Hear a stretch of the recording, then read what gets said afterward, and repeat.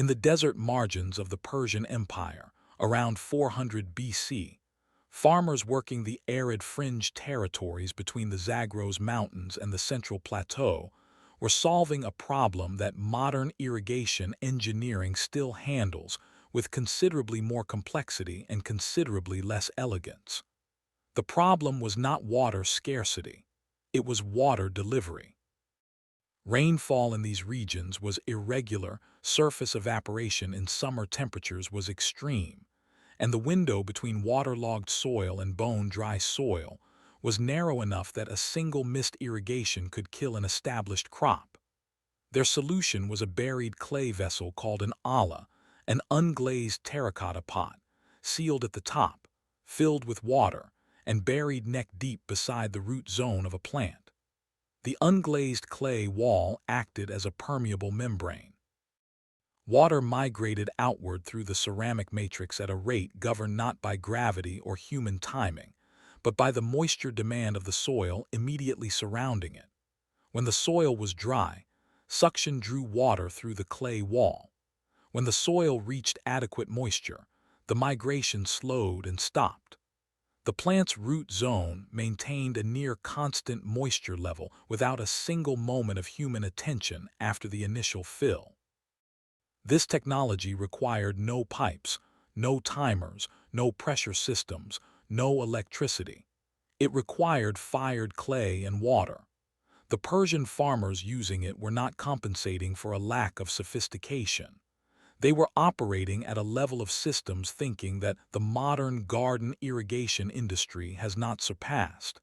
It has simply made noisier and more expensive. The global garden irrigation and equipment market generates over $8 billion annually, and the product architecture of that market is constructed almost entirely around a single design principle: complexity as a revenue stream. Drip line systems with pressure regulators and inline filters, digital timer controllers with soil moisture sensor inputs, raised bed kits with integrated watering channels requiring proprietary replacement parts, smart irrigation apps that communicate with weather APIs to determine when to run your sprinklers. Every layer of this infrastructure solves a problem that the olla solved in 400 BC and solves it worse, because every component in that chain is a failure point, a subscription renewal, or a replacement purchase waiting to happen. The drip emitter clogs. The timer battery dies mid-season. The moisture sensor requires recalibration. The app subscription lapses.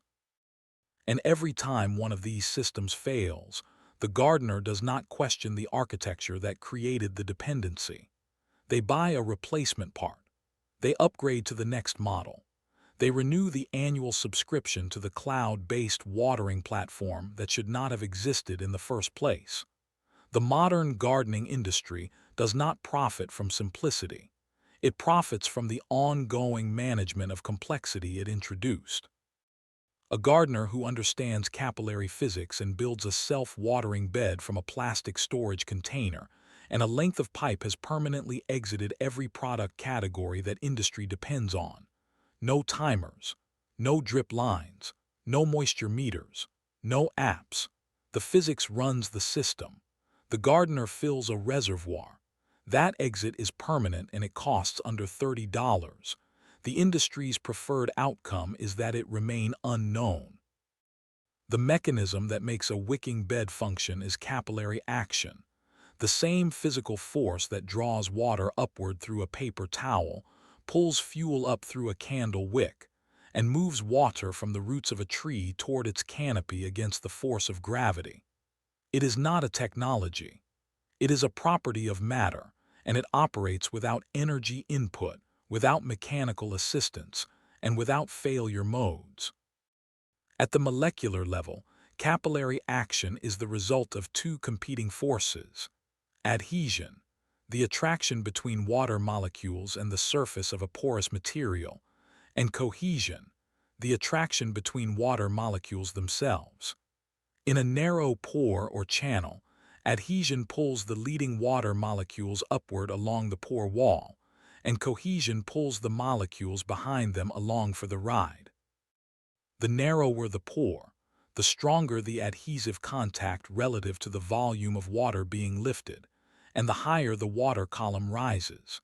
In a wicking bed, the growing medium, a mixture of compost and coarse material with a specific pore size distribution, sits above a sealed water reservoir separated by a permeable barrier. Wicking columns of growing medium extend downward into the reservoir, creating the narrow pore pathways that capillary force requires.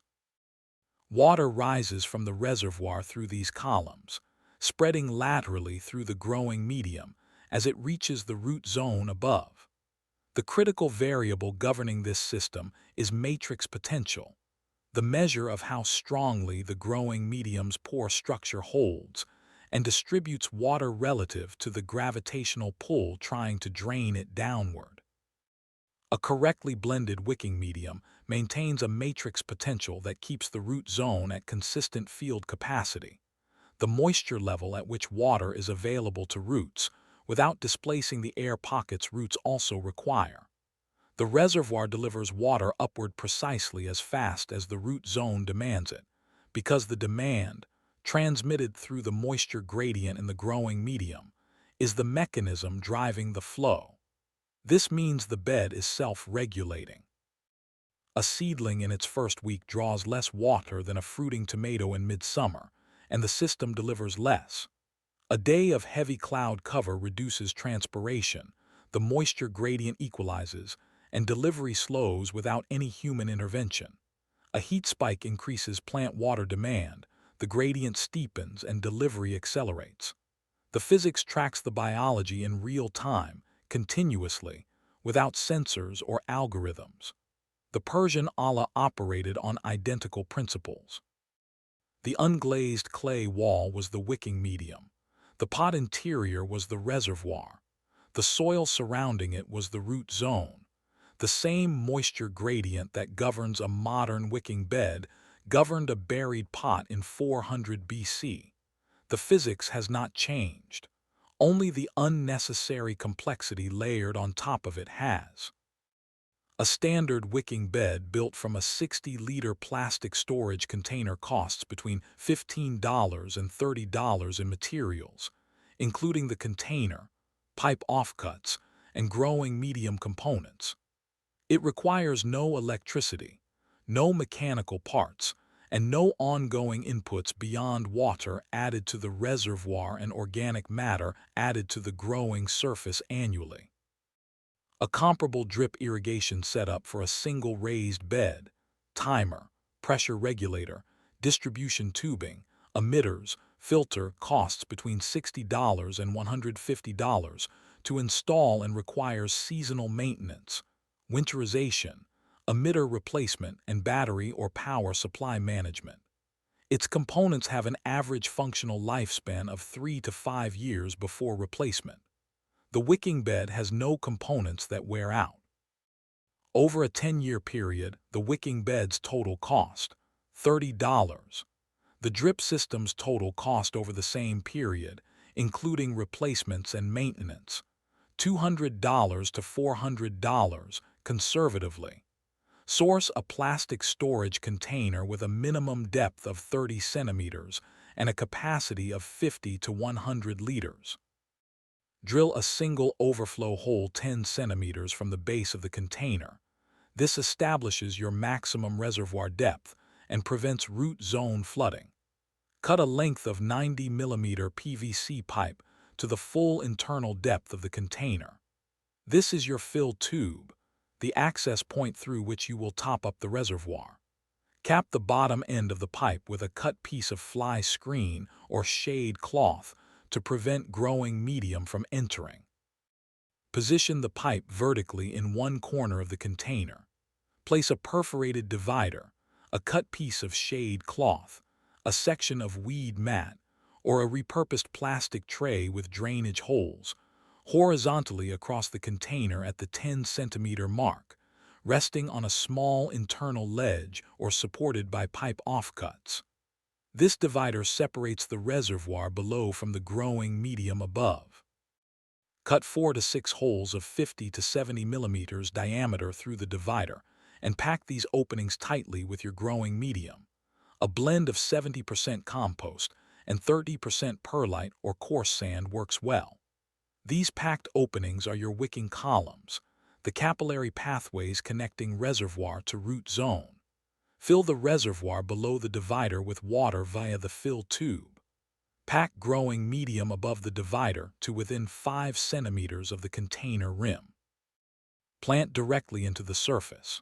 Fill the reservoir weekly or as needed. A full 50-liter reservoir sustains a mature fruiting plant through 7 to 10 days without refilling under typical summer conditions. The Persian farmer who buried a clay pot beside his crop in 400 BC was not working with a primitive technology. He was working with a complete one, a system that required no further development because it had already arrived at the correct solution. Physics-based, demand-responsive, failure-resistant, and free of every component that the modern irrigation industry has since inserted between a plant and the water it needs. The garden industry did not improve on the olla. It replaced it with something that required a manual, a warranty, and an annual subscription, and called that progress. You do not need a timer to know when your plant is thirsty. The plant's own root zone has been communicating that information to the surrounding soil through moisture gradients for 400 million years. Build the bed. Fill the reservoir. Trust the physics. It has never needed your intervention, only your interference.